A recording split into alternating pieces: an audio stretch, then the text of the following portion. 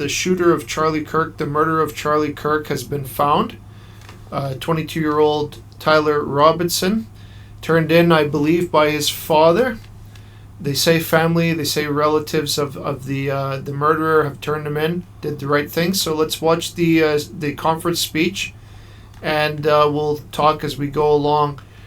Please like and subscribe to my channel to help my channel grow. I'd very much appreciate it, and thank you.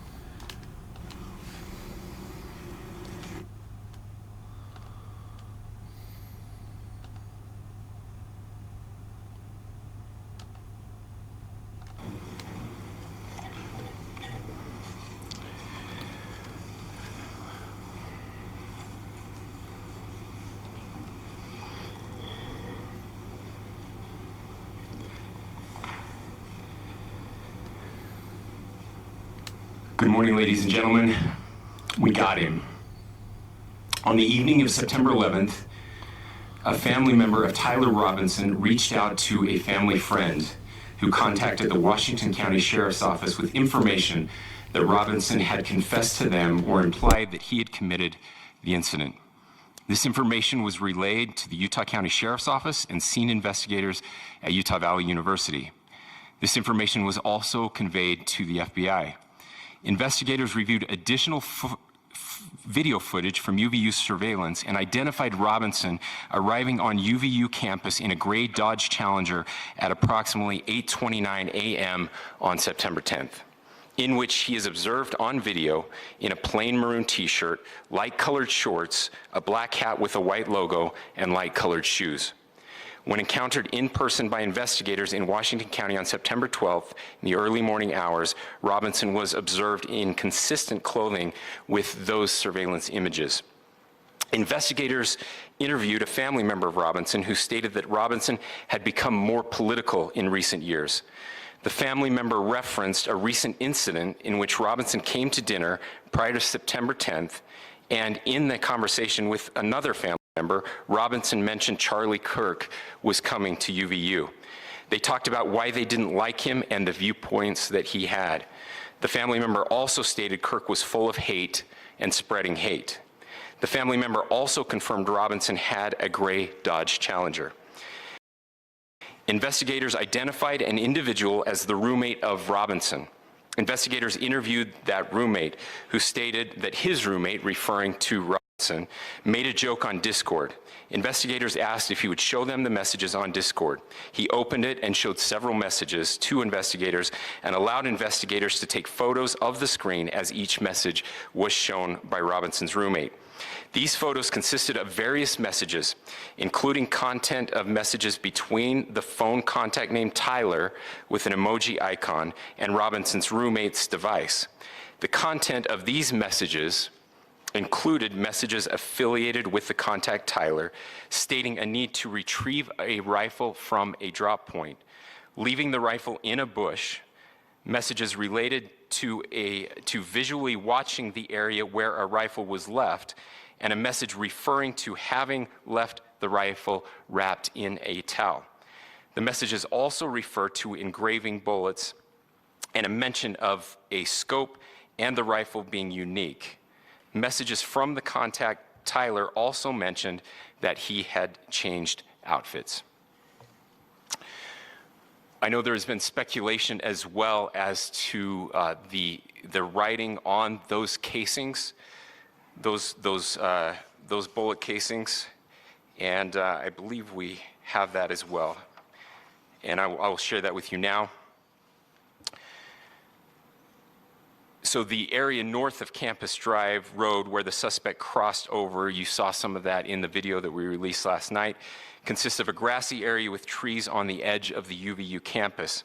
Investigators discovered a bolt-action rifle wrapped in a dark-colored towel.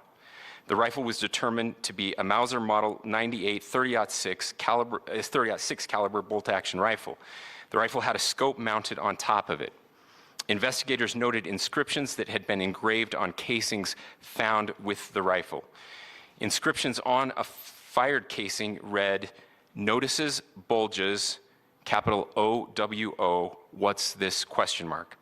Inscriptions on the 3 unfired casings read, "Hey fascist, exclamation point, catch, exclamation point. Up arrow symbol, right arrow and symbol, and 3 down arrow symbols. A second unfired casing read, "Oh Bella Ciao, Bella Ciao, Bella Ciao, Ciao Ciao."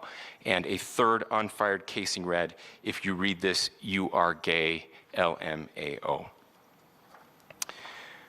We are indebted to law enforcement across the state who's worked seamlessly together, local law enforcement, state law enforcement, and our federal partners with the Federal Bureau of Investigation. We're grateful for everyone who worked together in such a short amount of time to find this person and to bring justice. I want to thank the public who has been so engaged, reviewing videos, helping us with sending in tips, and helping us get to this point. I want to thank the family members of Tyler Robinson who did the right thing in this case and were able to bring him into to law enforcement as well.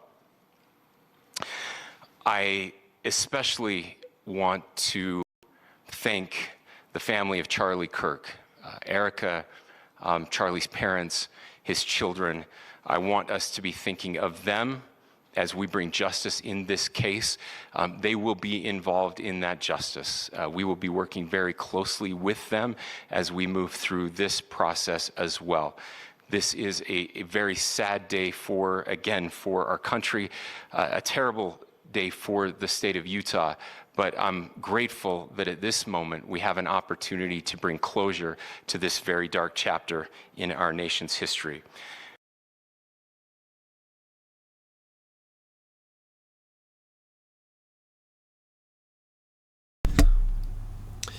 So there you go.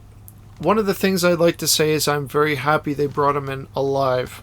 In these scenarios, in the past at least, the shooter is either shot or they kill themselves, and it will give us insight to know the the murderer's intentions more closely under investigation now that he's in custody, and while they prepare the case against him and consolidate all the evidence.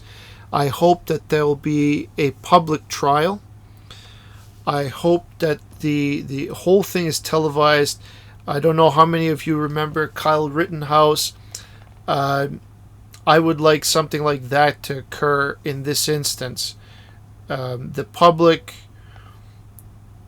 say what you want, but the public is heavily invested in Charlie Kirk. There's a great deal of public admiration for the man, especially in conservative circles. And it would be good to expose the radical thinking on the left. This guy is obviously an anti-fascist, Antifa, given evidence there by the bullets. He tried to say that that Charlie Kirk was a fascist right on the bullet. So it leads me to believe this guy is a member of Antifa, or he's far left and against any kind of freedom of thought, freedom of speech, freedom of debate, anything like that. And he's solely and wholly against Charlie Kirk's message and opinions, views, whatever you want to talk about. This will all come out later. Again, I hope that there's a public trial, and I hope that there's an execution if he's found guilty, which seems likely in this scenario. They have a tremendous amount of evidence against him. They have lots of witnesses, I suppose. They have his roommate's text messages, and they have the murder weapon. So they said that in the state of Utah, the death penalty is still accepted there, and I hope that there's a public execution because he murdered Charlie Kirk in public in cold blood, and it would be good for the family of Charlie Kirk to get justice, and the public, because the public loved him as well, I would say. Not as much as his family, but definitely the public. I would say to do that for the security of future people who want to follow in Charlie Kirk's path, that they want to be like have debates on public campuses and college campuses and whatnot. This murderer should be made an example of, not exactly because we want to kill him so desperately for revenge. No, I would say to deter future assassins from doing something like this. That's why. It's very important that we have civilized discourse, which is why the conservatives on the right are so deeply angered, because Charlie Kirk never tried to be someone who advocates violence with his words. He's always tried to have civil discourse with his opponents, courteous, never angry, never tried to raise his fist against those people or any. He has a lot of death threats coming at him, and nobody seems to acknowledge that. And there is a lot of hatred against Charlie Kirk, especially in the mainstream media, that they try to paint him as a villain, as this, as that. As I observed, and many of his YouTube videos I've seen, even on Instagram, all this man is trying to do is have a conversation with you. And if you can't accept that, that's an act of charity. He's not about violence. He was never about violence. It was the reason why he defended the guns. He wants guns to protect you from other people that have guns. So he is not a violent person as I saw it by just observing him. And he deserves to get public justice. And given the fact that he's a public person and so on, it would be good for the public to be put at ease to see the murderer brought to justice. So thank you again for listening, and please like and subscribe to my channel to help my channel grow. And rest in peace, Charlie Kirk. Thank you for all the service you did to help people start thinking rationally and always try to make them think logically. And for all the advancements you made on a conservative platform. For me, you're a brave man, and so rest in peace. And thank you again for listening.